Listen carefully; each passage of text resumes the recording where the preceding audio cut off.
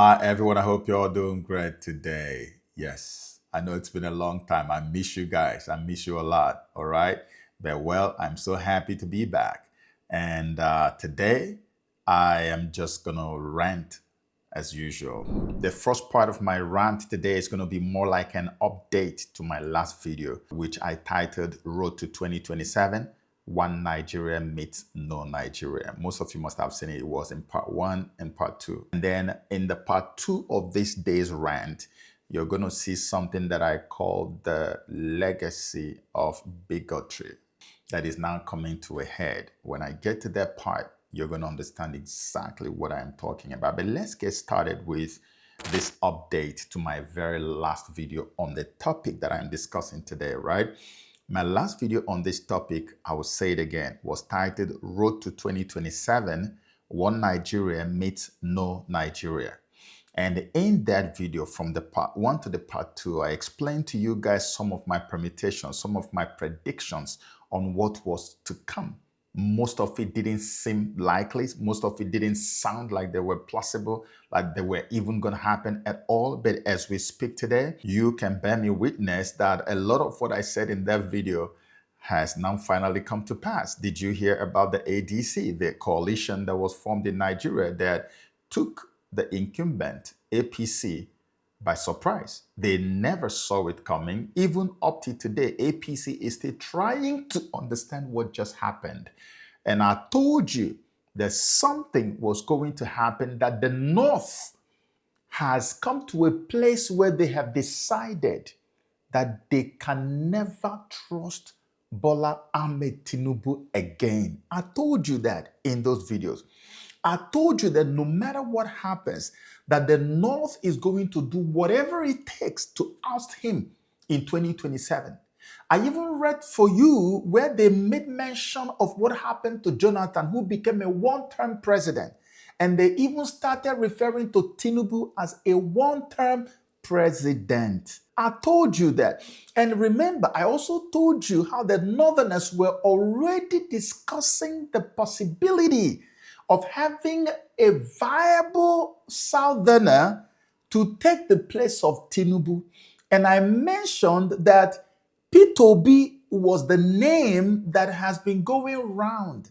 That if they can have P2B and someone like El-Rufai, that is going to be a game changer that will knock Tinubu out of that place and make him a one-term president. I'm sure when you were watching me say those things in the video, you probably were like, what is this guy talking about? How on earth is this going to happen?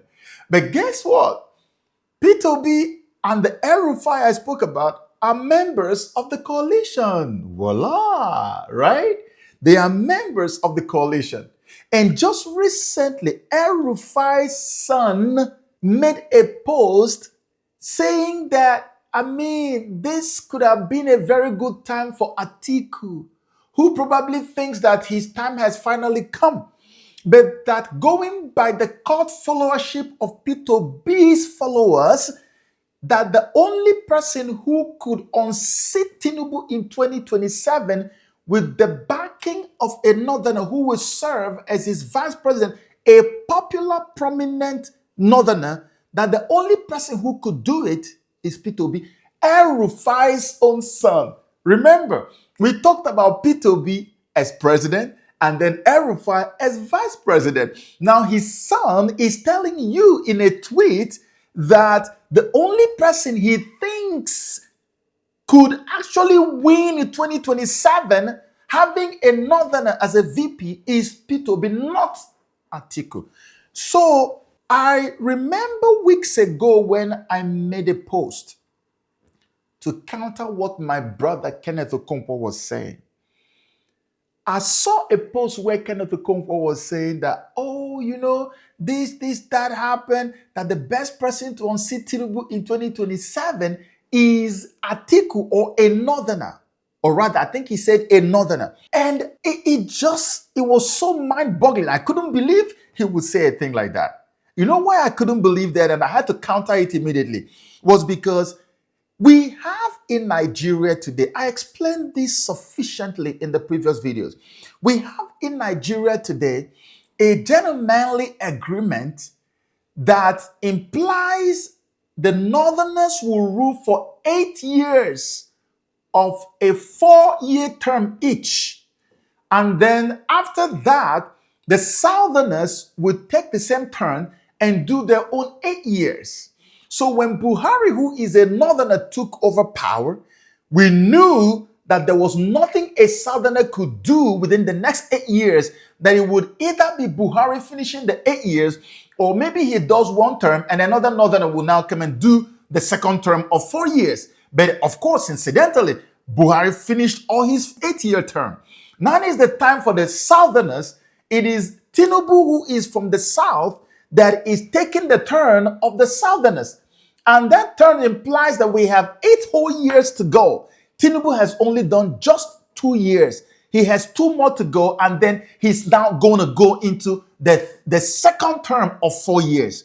So there is nothing anybody, because since 1999, this has subsisted. It has remained. Nobody has changed it. It could actually cause war if anybody tries to alter this arrangement.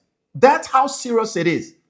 So I was wondering how anybody in their right senses will get up and say, hey, the only way to take Tinubu out of power or to make him a one-term president is by getting another Northerner to come and compete with him from the opposition, ADC.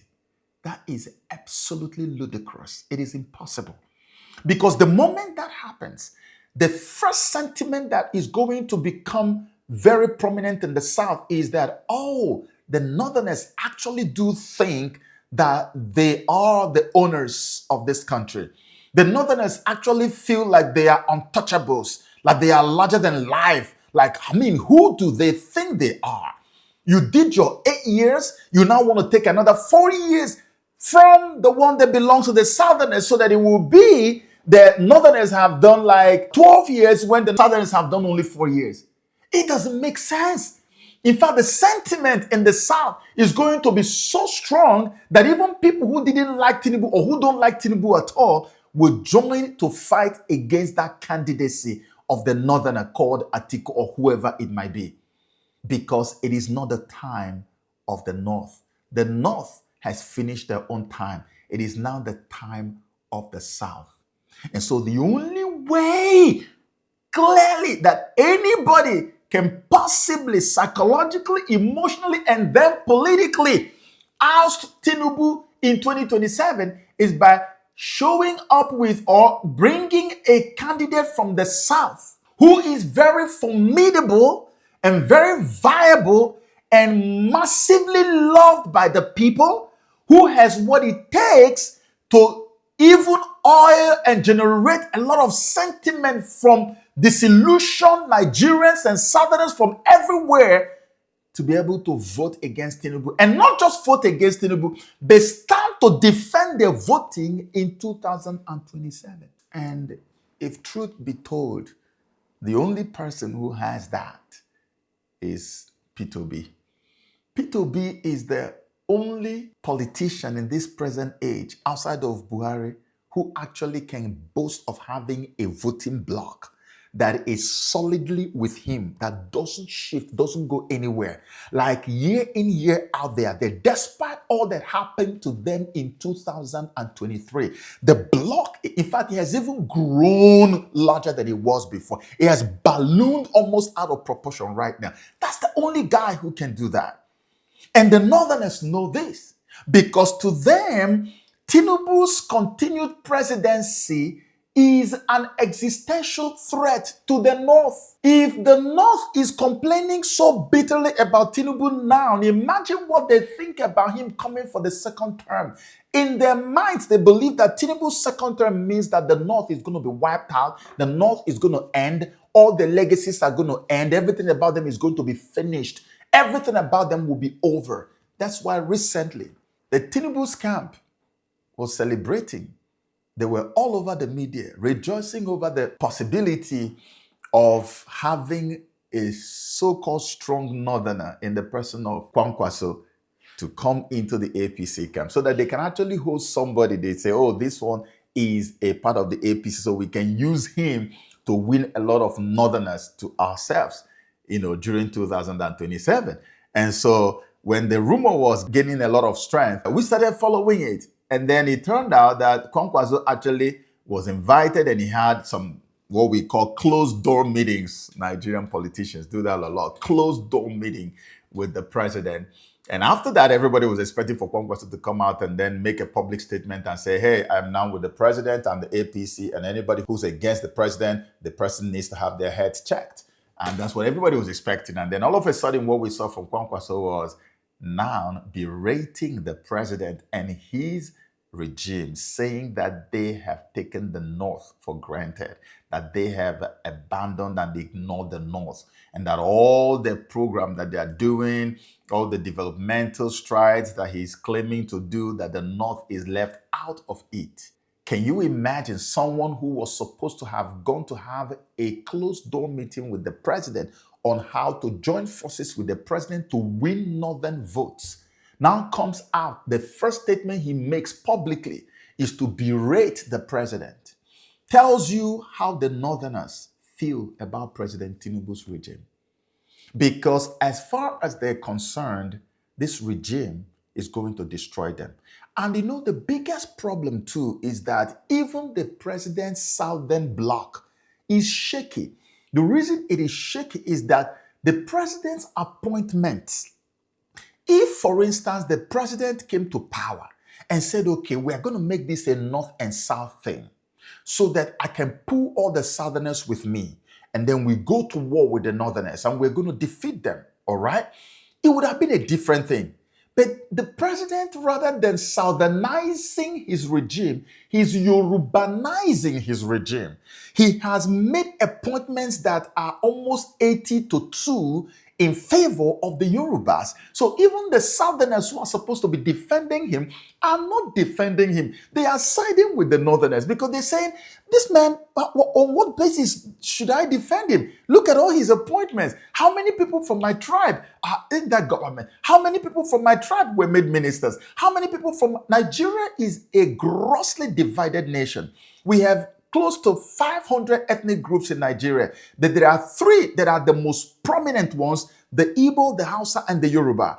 And the president seems to be actually on a mission to Yorubanize the entire nation, which I have no idea who was advising him to do that, because in a nation as divided as Nigeria, where all the three major tribes are actually massive nations on their own, you cannot possibly do that. The best thing you should have done is to embrace what they call the federal character. If Buhari did not do it, why would you also toe the path of Buhari? Why not bring a change and say, Buhari didn't do this, but I'm going to do it? And nobody is saying that other people should be more in number in your regime than the Yorubas. As a Yoruba person, there should be more Yorubas in your regime. But to the point of having now up to 80-90% in some appointments in favor of Yoruba against all the other tribes, it is mind-boggling. And this is why even in the South, the president has no support. And when I say even in the South, I'm not talking about other parts of the South, like maybe Southeast and South-South. I'm talking even his own Southwest. A lot of Yorubas are very angry, very irate, and even disillusioned by what they see this man doing, because it is placing the Yorubas in a serious danger. I saw a video. I don't know if I will still be able to gain access to that. I don't know where that video is now. But I was at an event and somebody sent me the video. I was watching it. It was a Yoruba man who was very frantic. He was so frantic, screaming, saying, what is going on? That these Northerners hate us so much. Can you imagine if power goes back to them? When power gets back to them, imagine what will happen to the Yorubas. So you see, from that man's video, you can tell the palpable fear that now permeates the entire Yoruba region. What the president is doing is that he is now setting the Yorubas up for serious backlash when other people who might be at loggerheads with them will come to. And I bet you it's not going to be an Obi or an Igbo man who is going to come and say, let's take it out on the Yorubas, what they have done to us and all of that. No, it's probably going to be when the Northerners finally come to power, when Obi hands power over to them after 4 years. That's probably when Yorubas are going to begin to hear the sound of very ugly sounding music. Because these guys will now decide we are going to show Tinubu's people what they did to us. We will double it and do it to them. That's a possibility.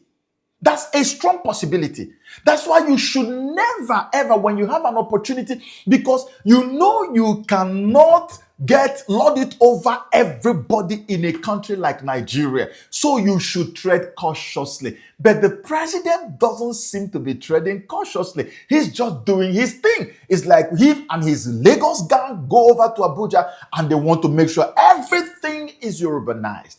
You put your people in serious danger. Now, how do you avert the danger that is ahead, Mr. President? What I see is that the only way he could do that now is like what I predicted in those videos, my Road to 2027 video. I said it clearly that the only way this man might probably avert this, and the Tinubu that I know, that everybody else knows, is a tough cookie. The only way he might want to avert this is to say, you know what? If I am not getting my second term in office, we'll end it all. And ending it all means that we are going to end the union called Nigeria. And everybody will go their separate ways.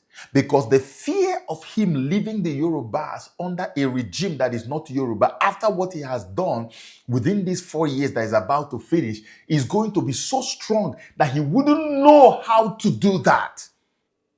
If you give him another 4 years, maybe he would have incapacitated all the structures that would have been able to attack the Yorubas when other people take over power. Maybe he would have put things in place that will make sure that the Yorubas are already too formidable that nobody can do anything. But now, with just one term in office, it will be too early for anybody in the Yoruba land to say that they can defend themselves against what is coming.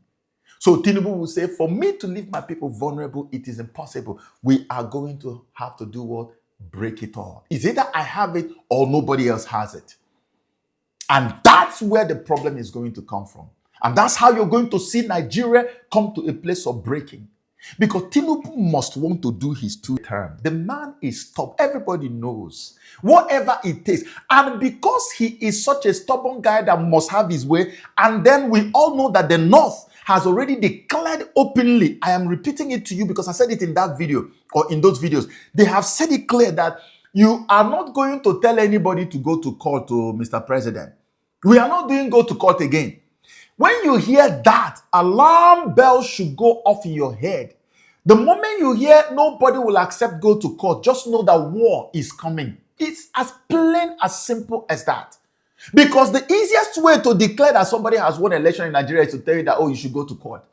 And now the North has said we are not doing it. And you can imagine the cult followership of Mr. Obi, now, who I believe they are eventually going to declare as the presidential candidate with El-Rufai as VP, except if anything changes. I believe that with my heart that is what is going to happen. Now, imagine with that, there are countless Yorubas in the millions who are Obi. In fact, Obi frontline supporters are from the Yoruba land. Obi frontline supporters are from Edo State. Frontline supporters from the Middle Belt. We talk about Obi is almost like an archetype of the resentment of the Nigerian youths against the establishment, against the puppets that are ruling them every day, against the structure of corruption in Nigeria. Obi is an expression of those things, those sentiments. So Peter Obi is not even a candidate for himself. He's a candidate that represents the feelings and the anger and the frustrations of the Nigerian youth. So they are the ones carrying him and saying, go there for us. He's not going on his own. He's not going for himself. He is going on behalf of the Nigerian youths who are so disillusioned. Look at, just recently, we saw Nigerian Bureau of Statistics came up with the fact that about 600 and something thousand people have been killed within 1 year in Nigeria. And 2.2 million, a whopping 2.2 million people abducted in a nation where if you come today, the most visible activity you see in Nigeria is election campaigning taking place. President is having meetings with social media influencers, planning and plotting for 2027. But 2.2 million people have been abducted within 1 year. 600 and something. Even in active war regions around the world, they don't deal with such numbers. This is why Nigerian youths are like, no, Obi, go for us. You didn't choose yourself, we chose you. That's why his followership cuts across every region in the country. So imagine that level of followership plus the North now facing Tinubu. Do you think he stands a chance? Let's tell ourselves the truth. He doesn't. But do you think he's going to accept his fate? No. It will be difficult for him to swallow that. And so rather than swallow the outcome that we all know would happen with this kind of followership, if the ADC eventually takes Obi and El-Rufai, who is a strong northern politician, Tinubu will decide we're going to end it. We'll fight it to the end. And that's when you're going to see Nigeria go like this. The 2014 thing that we expected would have happened, which we all say to everyone who cares to know, that the edict that established Nigeria as a nation was a trial edict and was meant to last 100 years between 1914 and 2014. I've read it for you in my previous videos. And by 2014, they fought so hard to make sure that we didn't have any discussion about it. Now it looks like in 2027, rather than even have a discussion, we're going to have it practically take care of itself. This is where we are as of today with respect to the previous video that I made regarding 2027 in Nigeria. And so, in closing on this part, 2027 is going to be an unusual year, an unusual election year. 2027 is going to be insane. Mark my words. I say this again, except if anything changes. Barring all unforeseen circumstances, Peter Obi and El-Rufai are going to emerge as candidates for ADC. If they don't emerge, if it is not Peter Obi and El-Rufai or Peter Obi and someone else from the North, it will just be, I will conclude completely that Tinubu funded the setting up of the coalition ADC. 110%. Because there's no northerner that will come as a candidate that will not mean that Tinubu has won his second term in office. And I know that genuinely these guys want to oust Tinubu, so they're going to make Obi the guy. And when they do that, I want you to pay attention to what I'm saying because I'm closing. When they do that, the moment they make it official, Igbos in Yoruba land, you better get ready. You have seen it already, right? You've seen the bigotry, you've seen the action. They are going to unleash mayhem on Igbos, most Igbos that are in the region. Because now you're dealing with a war horse that is taking a lot of blows. That horse is going to kick in every direction, even kick at his enemies and at his friends. He's going to kick everywhere. Most of it is going to be frantic, but the kick is going to happen. So you better be psychologically prepared for what is to come. If you are an Igbo person or you are a Southerner in Lagos, Nigeria, and parts of Southwest, because this is going to happen. So be careful. We are in an unusual season in Nigerian political system. A very, very unusual season. I've never seen a season like this. And I make these videos because I want to prepare people. I don't want anybody to say, oh, we never expected that this was going to happen. No, you better expect it because it's going to happen now. We are there now. That's why they started campaigning by January of 2025 for an election that will take place in 2027 because they know the stakes are way too high. Be prepared.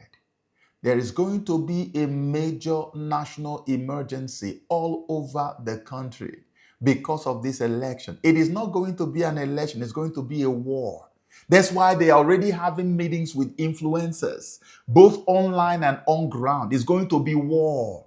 Don't call it election. Call it warfare. It's a revolution. Be prepared. I am telling you right now. Now let's go to the part 2. Let me tell you exactly what has happened to Bola Ahmed Tinubu from the day he became the governor of Lagos up until now. So you can see that there's a journey that Tinubu launched and started, which is now about to come to an abrupt end. And the end of it is going to be very, in a way, violent.